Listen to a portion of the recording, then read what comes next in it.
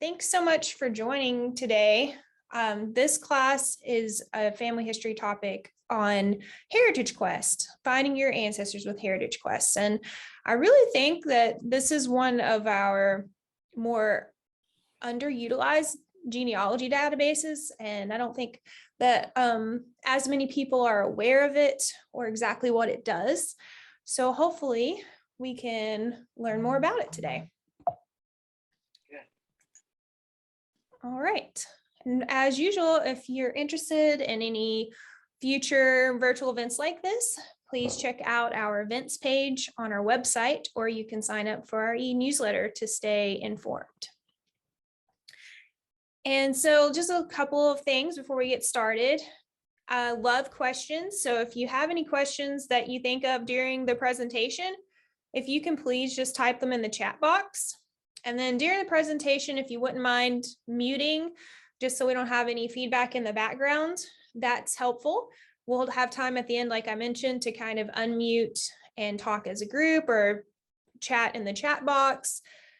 But definitely, if you have any questions or feedback or anything like that, definitely feel free to put those in the chat box. And I have included a link to the class handout in the chat. So if we have any that join later, we actually have Nathaniel here, who's our moderator, and I'm Shanna. Nathaniel will help get the link to the handout if we need any more of those. And like I said, I'm Shanna. I'm the South Carolina Room Supervisor here at the library. And Nathaniel, who will be moderating, he's our Digital Literacy Coordinator here.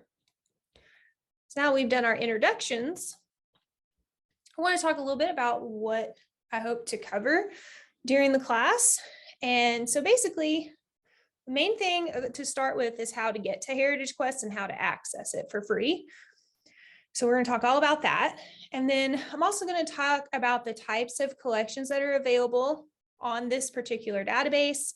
We're going to practice doing some search techniques, and we're also going to kind of explore how, if you did find something of value to your research on here, how you could save it, how you can print it, and keep those for your records.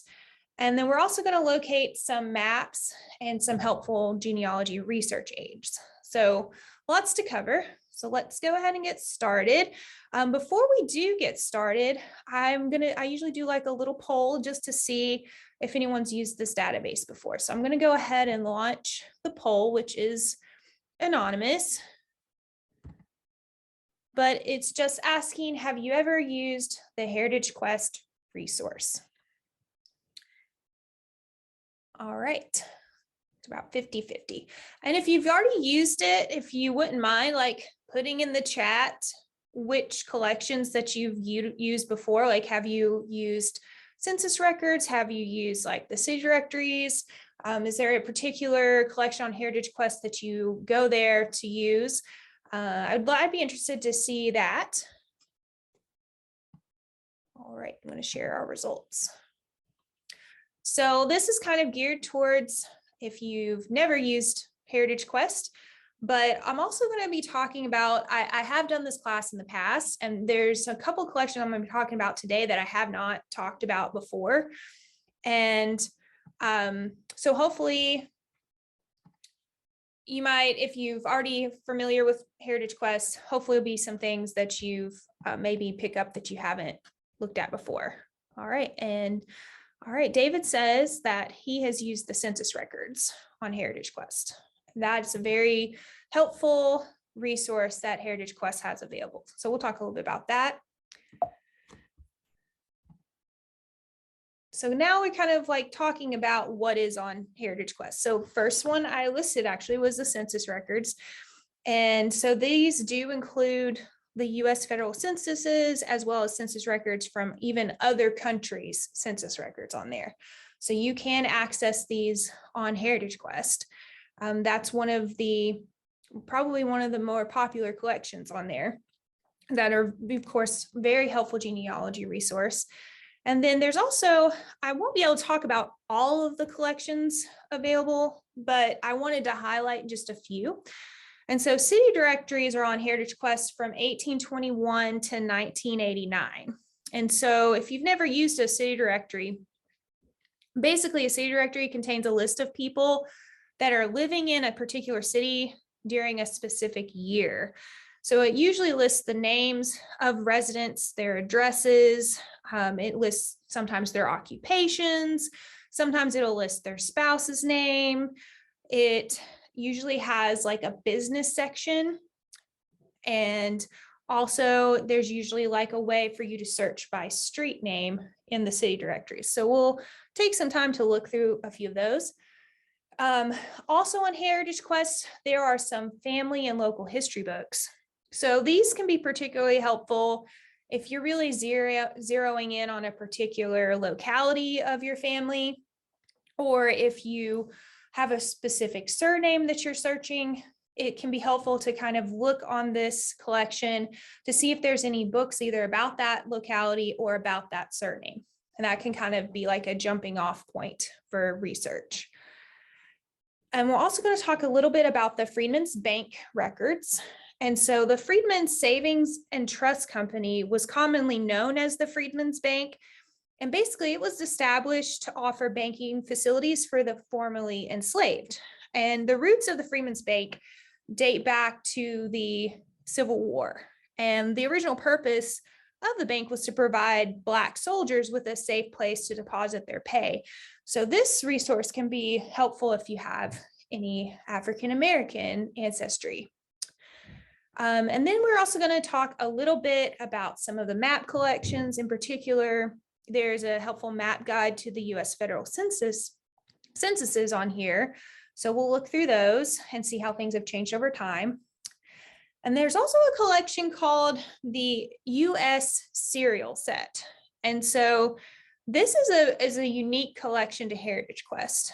It's not that I could see currently available on our Ancestry Library Edition or any of our other genealogy databases that I could see. So this is something that's kind of unique. And what it is it contains materials published in serial form from the US Senate and the House of Representatives, as well as some additional government bureaus. And there's over 100,000 sources from like private relief actions, memorial petitions that could have some genealogical significance. And the documents in that particular collection are from 1789 to 1969. And originally this was kind of like the official publication of the activities of the United States government. And it's just a wide range of materials that you can find in this record set. It can, like I said, it kind of includes some things that can be helpful for genealogy, such as like private claims for military service, land claims, patent lists, census stats, and much, much more. I would say it's probably not the best place if you're just beginning to kind of maybe start there. I wouldn't necessarily do that, but I think it's a great place for more intermediate to advanced research. And it's worth taking a look at, especially if you have, if you're kind of looking at 19th century records too. So I am curious if you've used the serial set, if you wouldn't mind putting in the chat and letting me know if you've ever used it for family history research. Be very, very curious to see if anybody's utilized that resource. And so one question we get asked a lot in the South Carolina room when we kind of have people asking questions about our family history databases and things like that is actually kind of like, what's the difference between Heritage Quest versus Ancestry Library Edition? Just looking at the chat, looks like we don't have anybody who's used a serial set yet, so that'll be fun to explore. But Heritage Quest and in both Ancestry and Heritage Quest, they're both free. So that's like the big thing. Yay.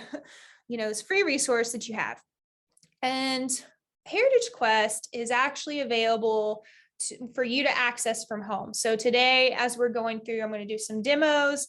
You can, if you'd like, if you have your library card, I'll show you how to access. You can get to it from home. And it's also available in the library at any of our branch locations if you get on the public computers. Whereas Ancestry is only in library use currently. You may remember that during the pandemic, temporarily our vendor did allow Ancestry to be accessed from home. Unfortunately, that has ended, so it's now back to being only in the building at the library. So that's kind of a nice thing about Heritage Quest, because there are some similar databases to Ancestry on there that you can get it from home. So you can still access some of those. One thing to kind of keep in mind, which we'll see, is that Heritage Quest, you actually have to search and choose a specific collection to search within. Like on Ancestry, you can do a search. It's going to search across the entire database if you want it to. I mean, you can always choose to search within a particular collection, but you have a way to search across all the entire database. So with Heritage Quest, you actually have to choose which collection you want to search and then search within it. So that's a big difference. Heritage Quest, there's research aids, which we'll talk about, which can give you some tips for genealogy research. And Ancestry, there's something very similar, and it's called the Learning Center. And I do have a couple of stats. Now, keep in mind, these are from our vendor and they're from 2019. I don't have any currently that are more up to date than that. So they've definitely increased the number of records since then. But at the time in 2019, there were 5 billion records on Heritage Quest versus 8.9 billion records on Ancestry. But you still have a lot of records that you can utilize on Heritage Quest. Oh, we're going to go back one. All right, I'm going to start with our demo, and I'm going to walk through how to access Heritage Quest, and we're going to practice some searching. So whether you're at the library or whether you're at home, the first thing you need to do to access this database is go to our website at greenvillelibrary.org. And the link to the handout that's in the chat, that also walks you through the steps. So if you want to reference that later, you have that handout. But once you're on our website, our homepage here, we're going to navigate to the Learning and Research tab, and you can just hover over that. Then you'll see like genealogy and local history, and then you want to go down to Research Your Family Tree and click on that. Once you click on Research Your Family Tree, you get to the list of all of our genealogy databases, and they're alphabetical. So Heritage Quest is going to be midway down the page, and you can click on it. Now, if you're following along and you're at home, at this point, it's going to ask you for your library card and your PIN number. So you can go ahead and put that in if you'd like. If for some reason it doesn't work, there could be different reasons for that. It could be that your card just needs to be renewed, and you can call or visit any of our branch locations and they can check on that for you and get you renewed. Your PIN number is usually the last 4 digits of your phone number unless you've changed it from that. So that's what you can try. If you're having issues logging in though, definitely check with your local branch and they can get it all sorted out for you. So here we're on the Heritage Quest homepage, and I just wanted to go over a few different sections on here. So on the handout, I kind of mentioned these 3 sections: our search section, our research aids, and our map section. So we'll be talking about each of those. And then you can also see at the top, this is kind of like a list of some of the most popular databases on Heritage Quest. So you can just easily do like a 1-click. You don't even have to click on search. You can just click on, let's say you wanted to do city directories, you can just click right here. And if you scroll down, you can see that you can be notified once they do put the rest of the 1950 census on Heritage Quest. You can click begin searching here, same as the top. It's just going to take you to the search to choose a collection. And then there's a few more questions at the bottom that they've kind of highlighted here. So what I'm going to do first is I'm actually going to click on search at the top in this red header section at the top. And we're just going to kind of explore a few collections. So since there's already, a little bit of familiarity with the census collection on here, let's start with searching the city directories. So to do that, like I said, you have to choose which collection you want to search within. and we're going to do city directories. So from here, you can search if you have an ancestor that you want to look for in the city directory, you can search by their name. This is very similar to the way Ancestry search is done. So if you've used Ancestry, this will look very similar to you. And you can put in a name. And I'm just going to do like a sample name here for a Jane Smith. And then you can put where they lived, which is helpful to, if you know that is, I'm going to go ahead and do Greenville. And then you could even add like another place if there was another event in her life where maybe she lived or an event happened. You can include the spouse's name. You can include any kind of keywords, like maybe if they had an occupation that you're aware of, you could put the keyword in there. You can do gender selection here, and you can put the residence year. So I'm going to do 1909. And then you'll notice that just like Ancestry, there's these little boxes where you can check if you want to do an exact match. So if I do like down here on the residence year, if I say exact, it's only going to search for 1909 matches for that year.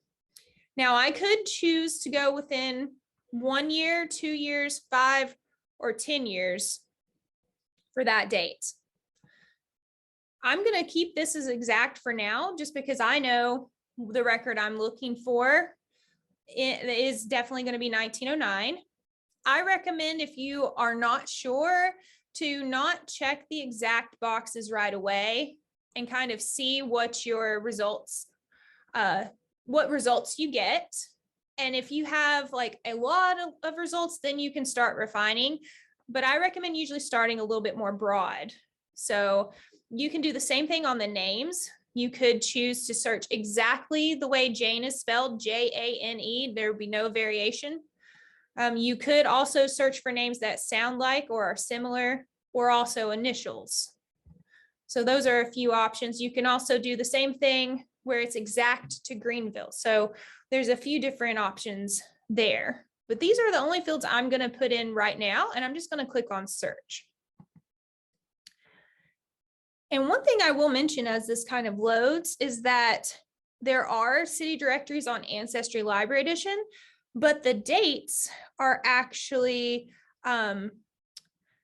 like this one actually says on the front page, like it actually says 1821 to 1989. You get to this page and it says 1822 to 1995. So I think that means that they maybe have just not updated that other page, because Ancestries also says 1822 to 1995, but just a little discrepancy. I noticed that maybe they just haven't updated yet.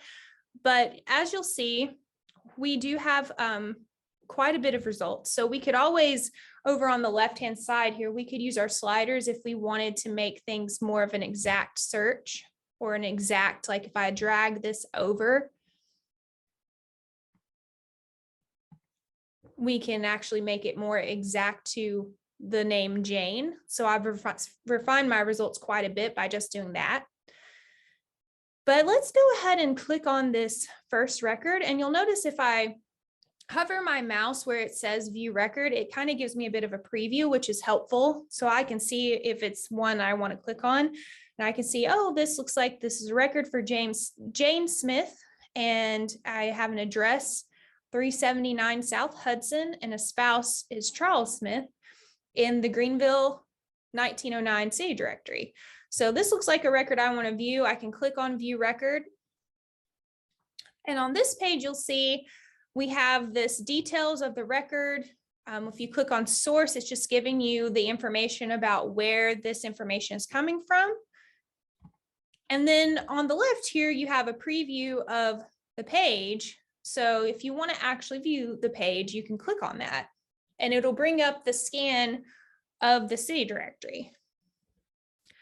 So you can see that Jane is listed as Charles's spouse, and let's zoom in so we can all see. I'm going to use our little plus tool over here to zoom in. Plus is zoom in, minus is zoom out. So let's zoom in a little bit. And so we can see that this abbreviation is for Charles Smith, and then in parentheses is Jane. So typically they would list the head of the house was usually the husband, and they would list him first, and then they would list his wife in parentheses. So that's why Jane's in parentheses there. And you'll see that there's a lot of abbreviations here. LAB stands for laborer. And this means that their house was at 379 South Hudson. So, and the asterisk, you'll notice that some of the names have asterisks on them. And that was to designate which people were Black persons, because you may recall, it's 1909, Greenville was still segregated at the time. But if you're wondering, like, some of these abbreviations make really, they make a lot of sense. You can maybe figure it out easily, but there's some that are a little bit more, it's not quite intuitive right away what they mean. So every city directory should, at the front of the book, have a page that explains what all the symbols and abbreviations mean. So I'm going to get to show you that in just a minute. But I do want to talk about, now that we've found the record that we want, how we can save it and how we can print it. So get back. We're going to zoom in just a little bit more. Okay. So at the top right, you do have a button where you can save. You have two options. You have one, the first one that says send image home. And so if you send it home, basically it's going to ask you for an email address. You can email the record to yourself. And let's say you were at the library looking at this database. You can email the record to yourself. When you get home, you can pull it up and see it again. So you can do that. That's an easy way to access images from home. Or you can save it to your computer. So let's say you're either at the library, you have your little USB drive or something, and you want to save it, or you're at home and you just want to save it directly to your computer. You can click on that and you can save it. Now, let's look at a couple of our other tools on the right-hand side here. You'll see the wrench tool. If we click on the wrench tool, you'll get the option at the top is to print. So if you click on print, it will give you the choice to either print the entire image, or you can print the zoomed view. So you can kind of see how, when I click on the zoomed view, and how that changes. So sometimes if you try to print the entire image, it can be really tiny and difficult to read the section that your family is in. So some people like doing the zoomed view. Some people like doing two prints, and they'll do both. But it's up to you. If you zoom in, it'll kind of just print that zoomed in area. And then you can also click the box that says also print index and source data. So that's kind of like the information we saw on the previous page, where the source came from, kind of a little bit of a transcription of the record that's typed out. And I always recommend keeping track of your sources. So whether you write it down on a source sheet or you can print it out like this, that's, personal preference. But I do say that it is very helpful to keep track of your sources. And then you'll just click continue and you can select your printer. Now you will notice that it does say it's best printed in landscape. So when you get to your printing options, you'll want to make sure that landscape is selected instead of portrait. And if you're at the library and you have any trouble, just ask staff and we'd be happy to make sure that it's printing the way you want it to. So I'm just going to exit out of that. I'm going to click on our wrench tool one more time, and you can see there's a few other options. Like we also have the download to save to computer option here. You could rotate if you needed to. You can flip the page. You can invert the colors if you wanted to. Right now, our text is black text on a white background. You could do a white text on a black background. And then there's some settings right now. You could even turn off where it will no longer highlight this section. You can play around with that. And those are just some additional settings. So what I'm going to show you now is we're going to kind of go to that abbreviations page to see the different abbreviations used in this particular city directory. And how we're going to do that, if you go down to the bottom, you should see this little icon that looks like a film strip. Now, if I click on it, it goes away. If I click it on again, it brings up each page of the city directory, and I can click my forward and back arrows and kind of browse through and see the pages in like a very small preview.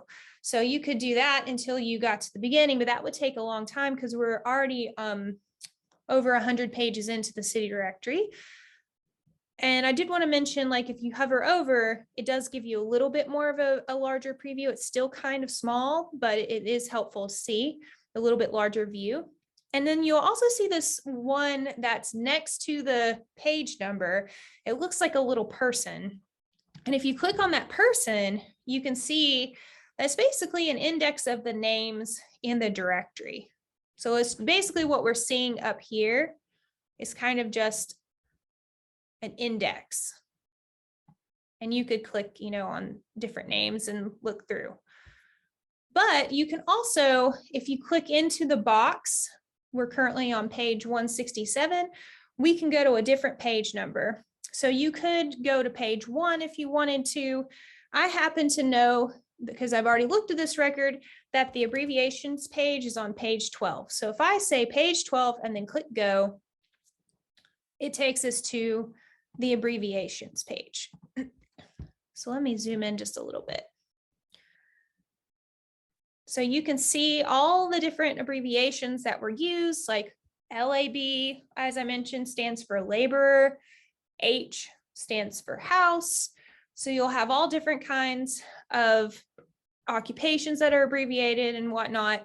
Now, depending on the year, the abbreviations could change slightly. So I always recommend, when you're looking at city directories, to review the abbreviations, because even if it's the same city and it's just a couple years, they may have changed some of their abbreviations. So always helpful to kind of review that. Okay, I'm going to show you one more thing with the city directories, and we're going to actually go up and I'm going to exit out. And then what I'm going to do, because you'll notice there's not actually like a back arrow to where I can get back to results here. I actually have to go into my browser's back arrow and click back to get back to the results.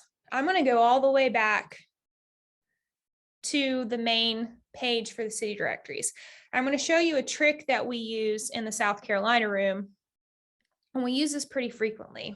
So sometimes we just want to browse a particular city directory for a specific year. We're not necessarily looking for a specific name, and we just want to kind of look through and browse. So one of the easiest ways we've found to do this is to leave this entire section blank in the search field and click on search. I'll show you what happens when we do that.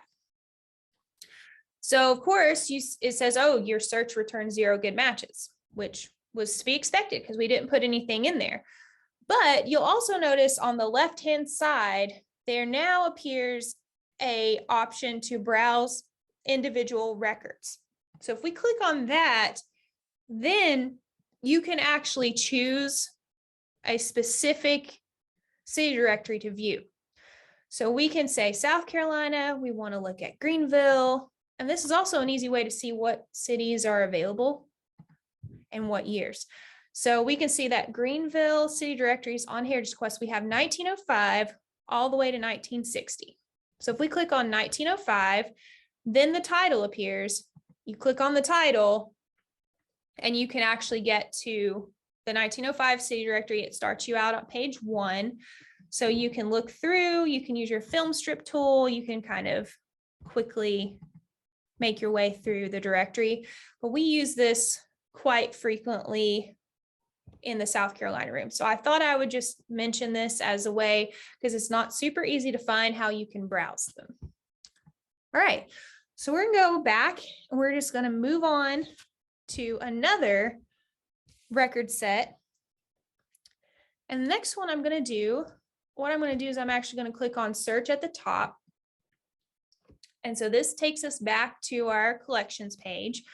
I'm going to go down and show the Freedmen's Bank records. So I'm just going to click on that. And just like the city directory collection, you could search by a specific name. In this collection, you'll notice you can even add even more search terms. You can add family members to the search. You can add additional, like if you knew the account number, you can add that. You can add the bank location, all of that. And so I'm not going to do a search by specific name. I'm actually going to show like some things in the browse collection, and nicely in this collection, they actually have a way to browse right on this page. I don't have to do like a blank search. So if you go to the right, you can actually choose which set you want to look at and browse. And I'm going to choose registers of signatures of depositors. And then you'll see the different options, and I'm going to go down because there's one in Charleston, and I'm going to select this one. And so basically what we're getting ready to look at is a register of signatures of depositors collection, which contains forms required by the bank for each individual that made a deposit to fill out. So these forms ask questions regarding personal information and identification. They also required a signature.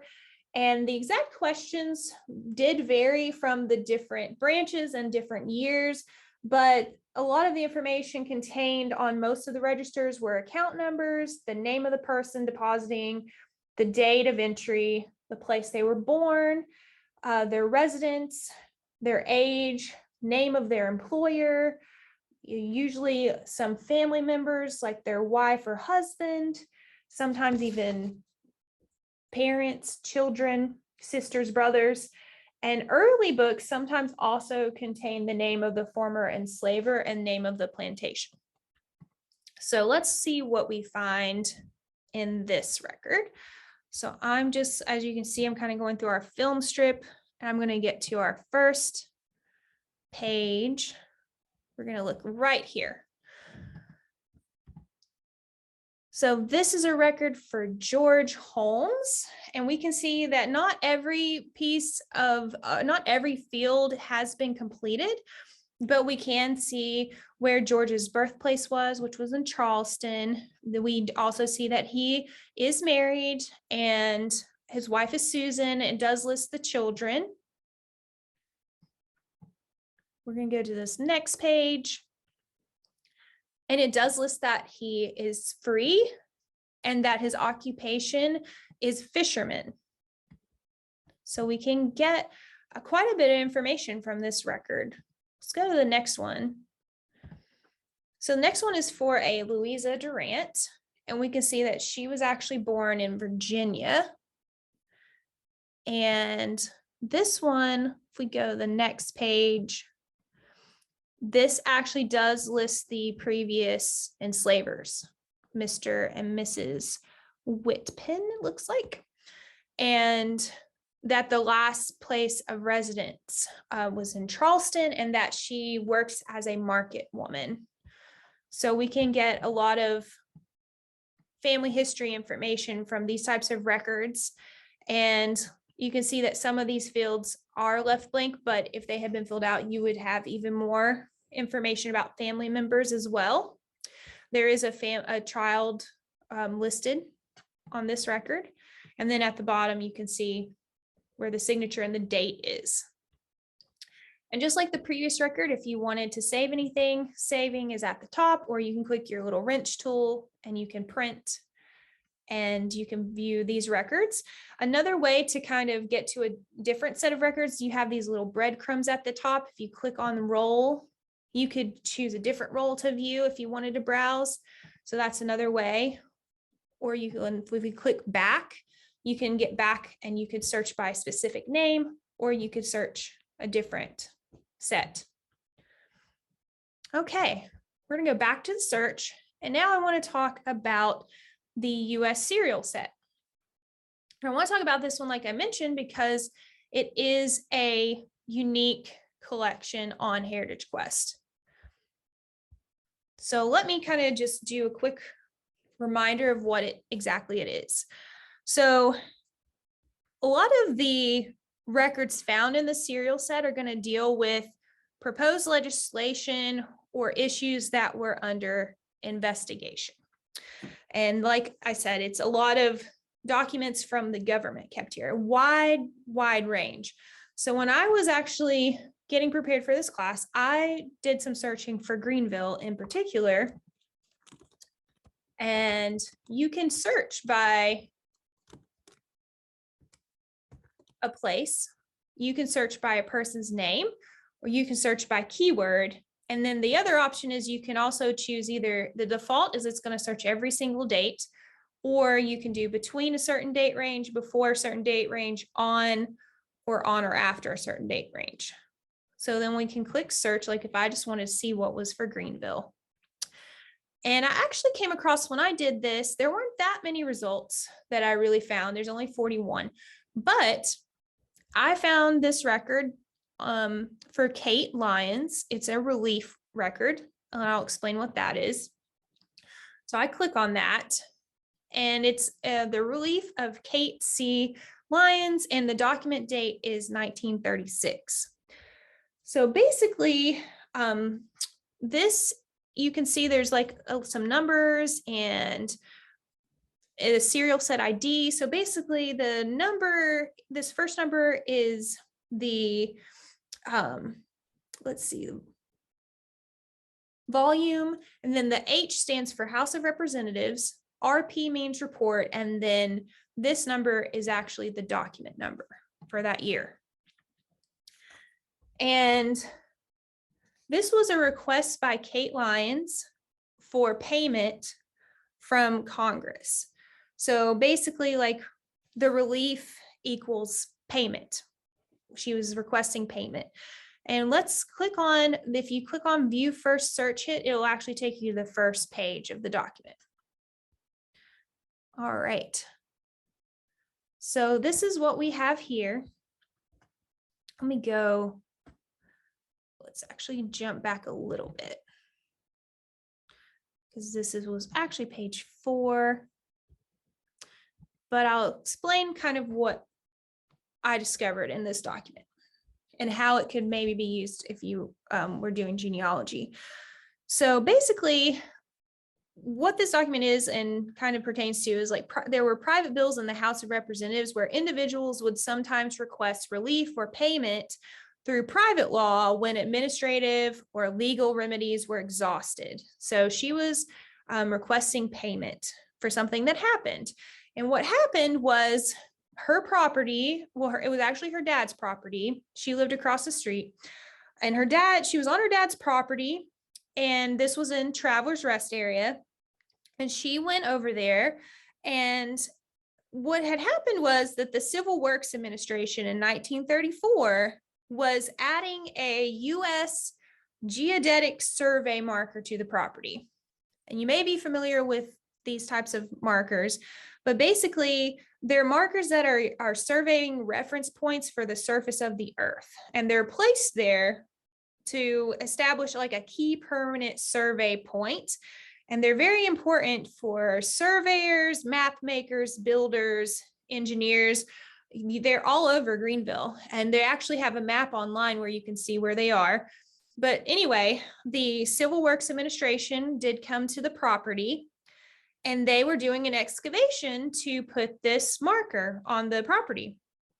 And what happened was they ended up leaving a 3-foot deep hole on the property. And Kate went out, it says that she was going out to pick blackberries, and that this big, large hole was actually concealed by honeysuckle vines. It had been there for months. They hadn't covered it up, and it had been sitting like that for months. So the honeysuckle vines they had grown quite a bit, and she could not see the hole, and it was kind of disguised. So she ended up falling in this hole and injuring herself pretty badly.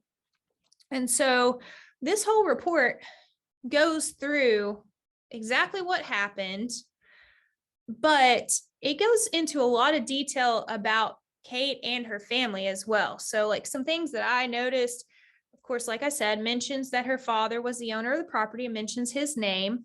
It mentions like who administered her first aid, how long she stayed in the hospital. It mentions who her nurse was. It mentions who her attorney was. Later on, it states, it gives her maiden name. It gives her husband's name. It mentions where she currently resides. And it says basically that this injury caused it to where she could no longer attend to her household duties. So she was asking for payment from the government for this, basically this negligence that happened. And so on the result that says on page 1, it does say that they did pass the bill and authorize payment of $1,000 for her personal injuries. And keep in mind, this was in 36. So that would be more money in today's time, but still, she did have quite a bit of injuries, which it gives in details. One thing I thought was interesting, it gives her age and it gives her weight in this document too. So, I mean, there's a lot of like personal information here. And there's a lot of family information. It talks exactly kind of about where the land was, that it was a small tract of land on the Greer Highway, about 2.5 miles north of Travelers Rest. And so just think for a second, if this is like, if you were researching a family member and let's say they have a similar like claim or something that they're seeking payment for, just how detailed these documents are and how you may be able to get a lot of family history information from a document such as this. And it's worth a shot to see if anybody in your family shows up in any of these records in the serial set. So like I said, maybe not the place I would start first with your genealogy research, but if you've been doing genealogy for a while, or you've hit a roadblock, or you've exhausted a lot of the other resources, I would definitely say give it a shot and see what happens when you search. And maybe you'll get lucky and find someone that you are trying to find out more information about in the serial set. But there's all different kinds of records that you can find in here. And one last thing I kind of want to mention about the serial set is you will notice there is a print option at the top. There is a zoom option too. We can zoom in. This makes everything just a little bit easier to read. You can go to the next page by hitting these arrows at the top, and they also have them at the bottom. You can, like I said, you can print. I've had trouble with the downloading option. I've tried it on 2 different computers. One, I tried it when I was at my house, and one I tried at work. And for some reason, their download option is just not working right now. So I would say don't even bother with that. But you can have a workaround if you wanted to save something. If you click on print, you can get this preview depending on what computer you're using. Like if you're using a Mac, you could do Command P as a shortcut, or Control P if you're using a Windows computer. And if I hit Command P, it'll ask me to select a printer, or I can save it as a PDF. So if you wanted to save this, you could say save as PDF and save it to your computer. So that's kind of a workaround, since currently the download option is not working, that I couldn't get it to work. So unfortunately, but I just wanted to share about this set just because it is more of a unique type of collection. Okay, now we have a little bit of time. I'm going to go back, and the way we go back is, if you'll see the Heritage Quest logo at the top, I like to just click on that. I'm going to talk quickly about the research aids and the maps. So first, let's talk about the map collection.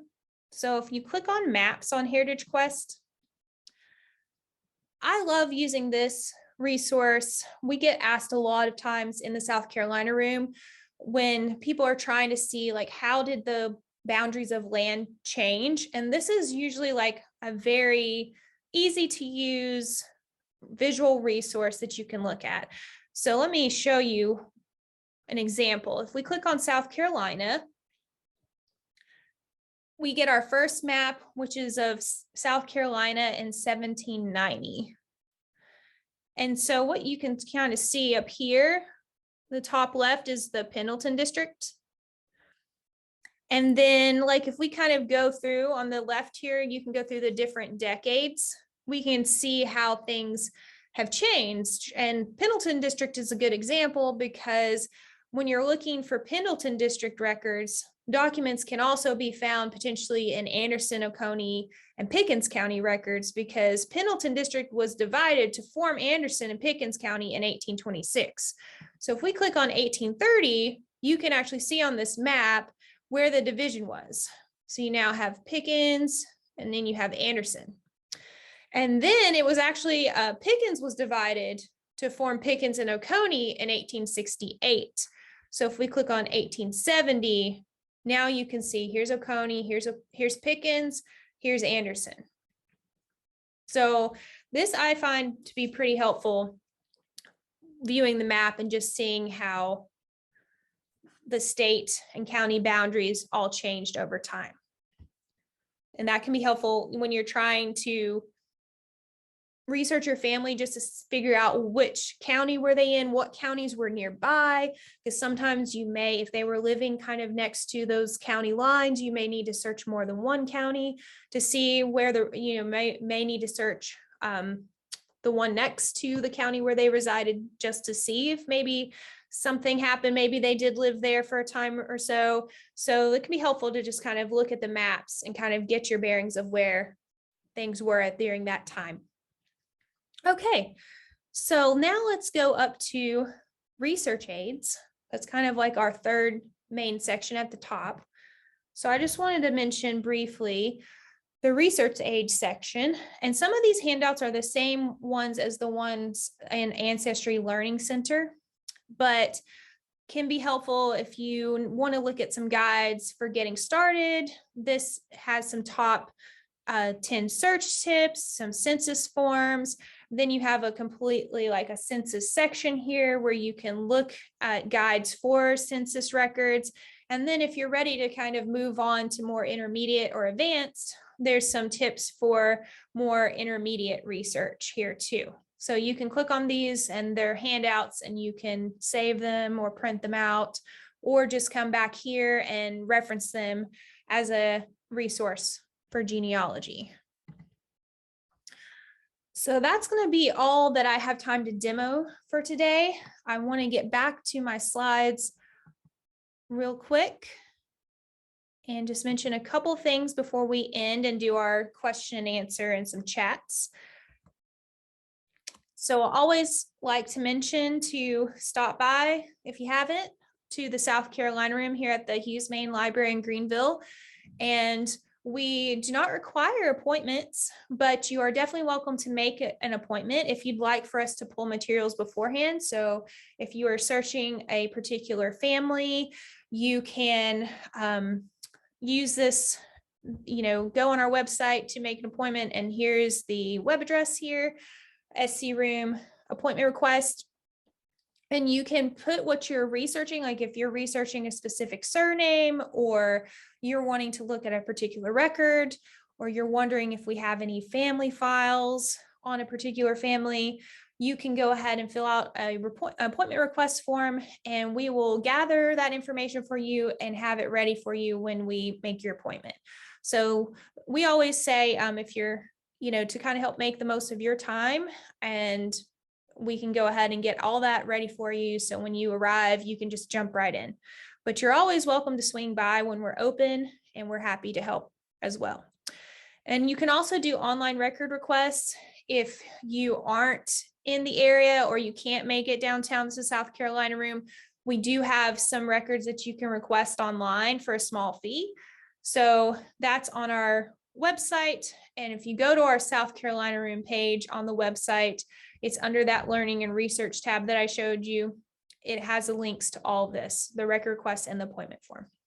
And we have definitely a lot of resources in the SC room. Like we talked about city directories today on Heritage Quest.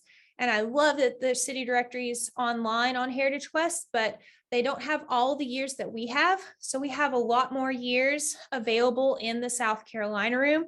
So you can definitely have even more that you could see if you kind of looked through online and want to see what else is available. Definitely stop by for that.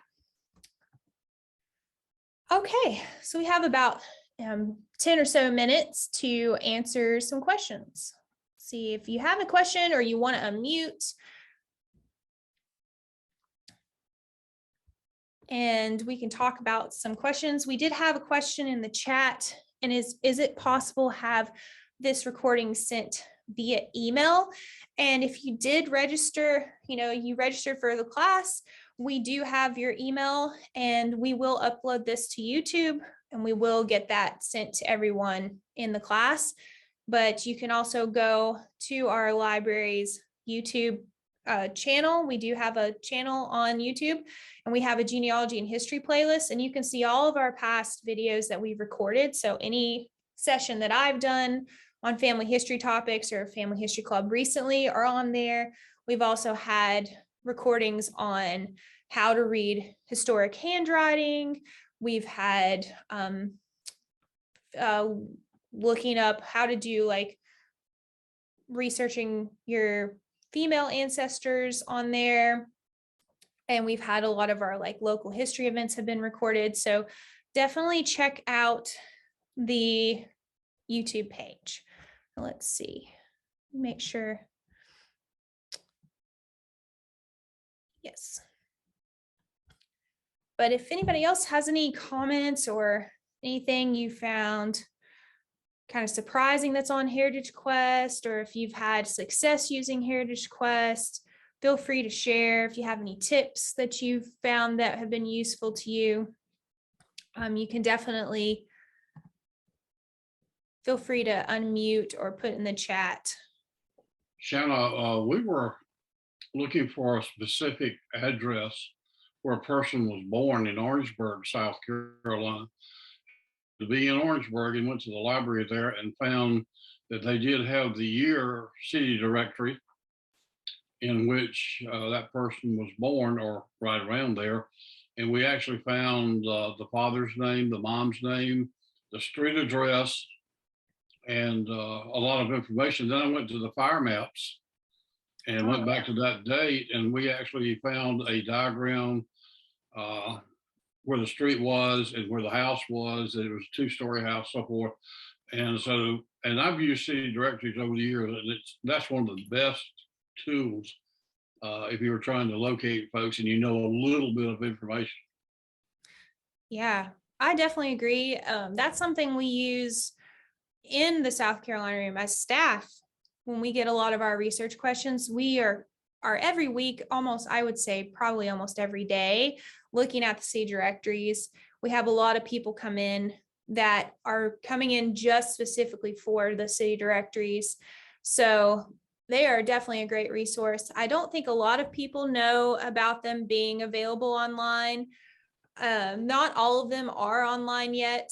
So like I mentioned, like we do have quite a few, because our city directories go all the way up to present. We still get them.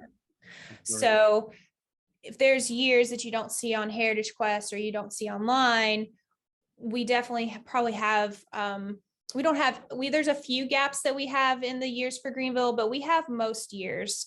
So they're definitely, I find them very, very helpful. And also if you're even doing, a lot of people come in that are doing like property research or historical research on their homes or like a business. And the city directories can be very helpful for that as well. And of course, the genealogical side and researching family and where they were, but also have a lot of people doing kind of property and home research. Now, do you have any other beside Greenville city directory? Yes, we do. We do have some for Spartanburg. We have some for Richland, Charleston, and I think there's a couple, I think Anderson as well. We don't have a lot of the older, as many of the older ones for those. Some of those are more recent, and the local library systems for those cities probably have more, but we do have a good amount for some additional cities. Good. But the Thank you. main ones we have are Greenville. Thank you. Yeah. Oh, and I'll mention, because another tool kind of goes along with city directories, we have telephone books too. So Right. we have a lot of the old telephone books, and those we have a lot of different like cities as well. And we have some of the really old telephone books for the different locations in the upstate. So that can be a helpful place to check too. You have some of the old street directories with the mappings and the street names. I've used those over the years. The streets in Greenville and of course all the upstate and South Carolina have changed so much. Mhm. And going back to those, sometimes it will indicate, a lot of times a street will just disappear. You don't, Yeah. and you can use those. I don't know how many maps are in city directories now, but the street directories were pretty useful. Mm-hmm. And like you mentioned, I think you mentioned before that you use the like fire insurance or Sanborn maps. Yes. So we do have 2 volumes of those with different years, and we do have it on microfilm, and that can be a great place if you're looking to see like how streets changed. And that's probably one of my favorite resources that we have. They're just really neat to look at, but they can be helpful when you're kind of trying to look and see how a city changed. And visually they're just great if you're more visual like I am. I love looking at those. Well, our Orangeburg quest actually left us with that house being not there anymore. uh We knew the lot now has been, one lot has been broken down in I think 3 or 4 lots. And it's more commercial now than it is residential. So, and that has happened in Greenville also. So Absolutely. you Lots see, of you can see those differences on those Osborne maps, Sanborn maps. Yeah, they're really neat. And some of those are online on like Library of Congress. I think USC has a database for those too. But if you ever get the chance and you're in the South Carolina room, those are nice to take a look at in person. They're really, really neat. Right. All right, let me get to our next kind of wrap up here. And I did want to mention that we will be having family history on intro to ancestry.com on August 25th at 4 p.m. And we did have a lot of people request this class. Unfortunately, like I mentioned, it's not available from home anymore. So you actually have to access it in the library. If to get the free library edition, you have to be at one of our branches, or you can bring your laptop and connect to our Wi-Fi and get it. So I will be going through it, and it will be recorded for later as well. But just wanted to give kind of an FYI that it won't be available for you to kind of follow along if you typically follow along like you did, maybe today with Heritage Quest when you can get it from home. But we'll have handouts and everything, and you can always, take really good notes, and then you'll have access to the video later if you did want to go to the branch and try it out. So that's going to be on August 25th at 4 p.m. And you can go ahead and register for that on our website under our adult virtual events page. And also always mention, if you are already, follow us on our Facebook, Instagram, or Twitter pages. And like I mentioned, we do have a YouTube channel where we try to upload recordings of our videos like this for classes we do, so you can view them later. And if you have any questions, feel free to email asklibrarian@greenvillelibrary.org, or you can also email the scroominfo@greenvillelibrary.org. That's the one that will go straight to the South Carolina room. And I can put that in the chat real quick before we conclude if you'd like. And if you have any like genealogy questions or anything like that, or you're wondering if you're having like any issues using the database or anything like that, feel free to email us. We'd be happy to take a look at it and help. And I just added our email in the chat. Oh, let's see. Let me make sure I send it to everybody. There we go. All right. So unless there's any other questions, that's all I had for today. And thank you for joining me as usual. Always love hearing all the questions and discussions. It's always a lot of fun, and hope to see you in a couple months for our ancestry class.